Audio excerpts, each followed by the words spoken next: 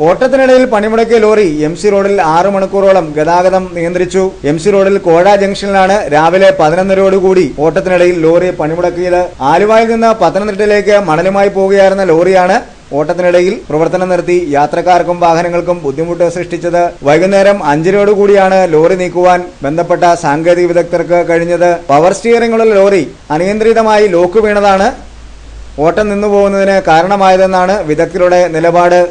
ഒടുവിൽ കമ്പനിയിൽ നിന്ന് ആളെത്തിയാണ് ലോറി യാത്ര തുടർന്നുള്ള ക്രമീകരണം ഒരുക്കിയത്. പോലീസ് അടക്കമുള്ളവർ സ്ഥലത്തെത്തിയെങ്കിലും ലോറി നീക്കം ചെയ്യാൻ കഴിയാത്ത സാഹചര്യം ഉടലെടുക്കുകയായിരുന്നു. ബസ്സുകളടക്കം കടന്നുപോകുന്ന റോഡായതിനാൽ യാത്രാക്ലേശം ഏറെ രൂക്ഷമായി അനുഭവപ്പെടുകയും ചെയ്തു. റോഡിന്റെ നടുവിലായാണ് ലോറി നിന്നിരുന്നത്. ഇരുവശങ്ങളിലൂടെ ബസ്സുകളടക്കം കടന്നുപോകുന്നതിന് നന്നേ ബുദ്ധിമുട്ടുന്ന സാഹചര്യം പ്രകടമായിരുന്നു. മണിക്കൂറുകളോളം ലോറി വഴിയിൽ കിടന്നതിനെ തുടർന്ന് നേരിയ അസ്വാരസ്യങ്ങൾക്കും ഇടയായി. നിയമപാലകരെത്തി ലോറി നീക്കുവാൻ ശ്രമം നടത്തിയെങ്കിലും പരാജയപ്പെടുകയായിരുന്നു.